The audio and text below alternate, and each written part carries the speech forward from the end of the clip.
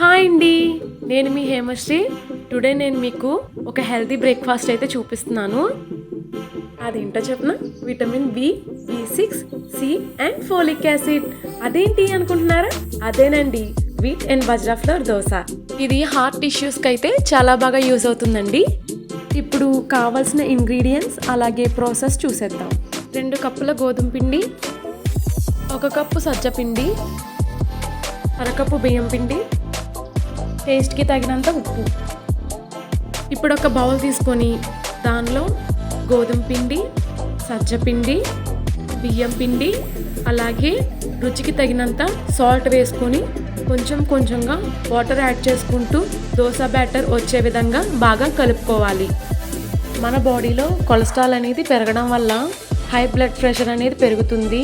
దానివల్ల heart issues అయితే వస్తాయండి. మన డైట్లో ఈ హెల్తీ బ్రేక్ఫాస్ట్ని చేర్చుకోవడం వల్ల కొలెస్ట్రాల్ లెవెల్స్ని తగ్గించుకుంటూ మన వెయిట్ అనేది మేనేజ్ చేసుకుంటూ హార్ట్ ఇష్యూస్ రాకుండా చూసుకోవచ్చు.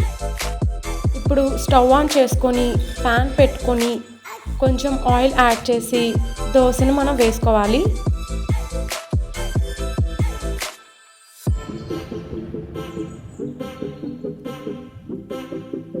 ఇప్పుడు దోశను ఇంకో వైపు కూడా టర్న్ చేసుకొని 1 మినిట్ పాటు ఉంచుకొని తర్వాత సర్వింగ్ బౌల్లోకి తీసుకోవడమేనండి.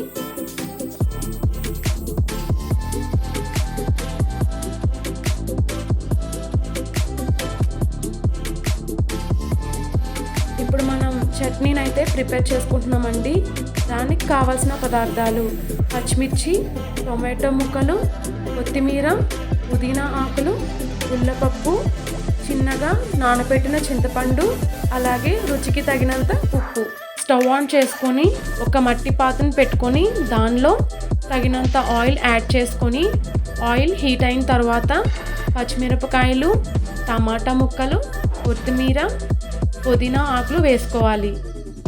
ఇప్పుడు ఇది ఒకసారి కలుపుకున్న తర్వాత టేస్ట్కి తగినంత సాల్ట్ యాడ్ చేసుకొని మూత పెట్టి టమాటా ముక్కలు సాఫ్ట్గా అయ్యే విధంగా మగ్గించుకోవాలి.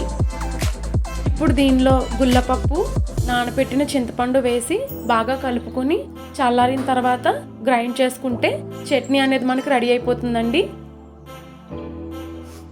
ఈ బ్రేక్ఫాస్ట్లోనైతే నేను బాయిల్డ్ ఎగ్ని అలాగే 2 ఖర్జూరాలను కూడా యాడ్ చేస్తున్నానండి.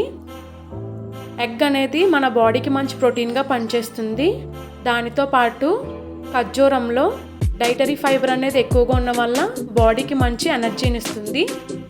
నా బ్రేక్ఫాస్ట్ కనుక మీకు నచ్చినట్లయితే లైక్ చేసి షేర్ చేసి హేమశ్రీ ఛానల్కి సబ్స్క్రైబ్ చేయండి. Thank you.